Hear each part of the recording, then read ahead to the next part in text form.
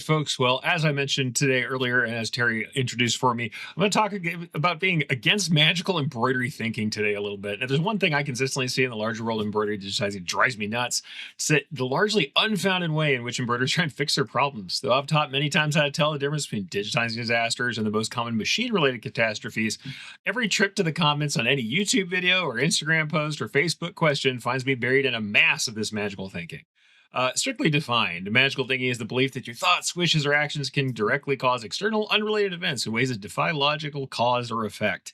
In this case, I'm not suggesting embroiderers are literally willing their designs to run well and failing. My focus is on the second half of that definition, doing things that defy logical cause and effect. Frequently, I find recommendations for poorly executed embroidery that logically couldn't or shouldn't affect the problems described by the original person who made the post. Problems with stabilizer blamed on digitizing, machine maintenance issues are chalked up to garment problems, or thread choice is lauded as a panacea for anything to do with lettering.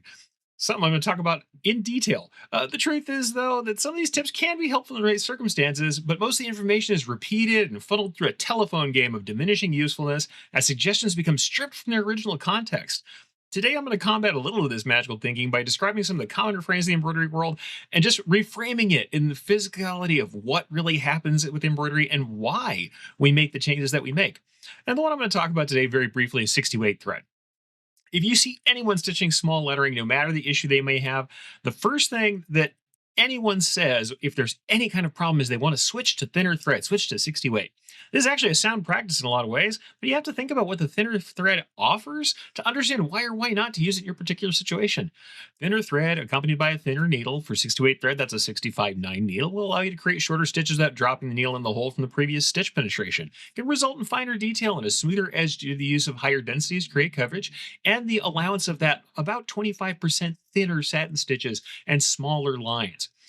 The thing is, this can allow small holes in lettering to stay open and it can produce those finer lines in your text. That said, thinner thread does not solve problems like registration issues due to shifting substrates. If your underlay is way off from your top stitching, thinner thread probably won't be the only thing you need to fix that problem. Thinner thread also requires more density for coverage, about 25% more for 60 weight than 40 weight. If you have jagged edges on your lettering and you move to thinner thread, depending on why the edges look sparse or look jagged, it might be worse, not better, with that thinner thread. If you don't have the right density or if you're using a stock design that was properly digitized for 40 weight thread with a light, even coverage. Moreover, if you're experiencing quality issues because the hat or the coarse canvas bag you're stitching on is causing needle deflection, thus breaking up your satin stitches, the weave, the support structure, the bundles of fiber in the fabric move the needle around. A thinner needle might just exacerbate this problem. 60-weight thread is great for finer detail, but it's not a magical make my lettering better button. Digitize with 60-weight thread in mind, use it in the right context, and it can be amazing. Use it for the wrong reason, that's a waste of time. This is a case with many of the issues we face. Whether it's the way we hoop a garment, how much and what kind of stabilizer we use, how we alter our design files, or how we set up our equipment, any tip you get is only as useful as the fitness it has for the actual situation you're encountering. So what does this mean for us as we look for help? How do we avoid this magical thinking? Well, number one, you want to know your medium. What does stabilizer do? How can thread choice affect the way that things look? How do different needles change the way my design runs? What environment was this design made for? Was it made for the kind of garment I'm using?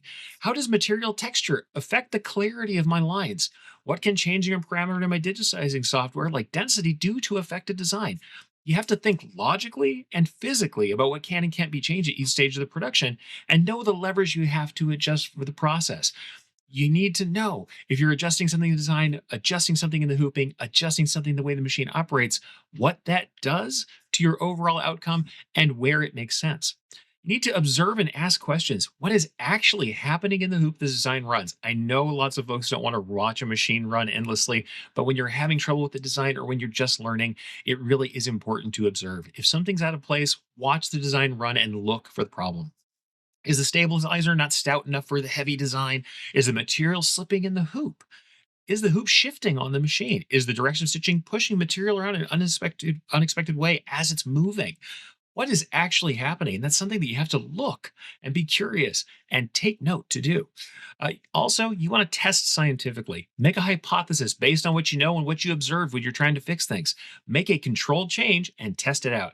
Those can certainly be part of troubleshooting a design as it goes wrong. It's even better if you take it upon yourself to do this outside of your production line as a way to familiarize yourself with embroidery. Test under real world conditions using a design, materials, and the machine you expect to run designs on in actual production to do your testing. Direct testing like this nets you immediate, useful feedback. In conclusion, and in all honesty, this really is just a long way of saying the following. And it's a phrase I say often: take note and take notes. What it means is you take notice and then you write things down. You stay curious and keep poking the buttons and keep track of what you learn. Experimental experience, when liberally seasoned with common sense, might just be the best secret sauce that you could ever employ.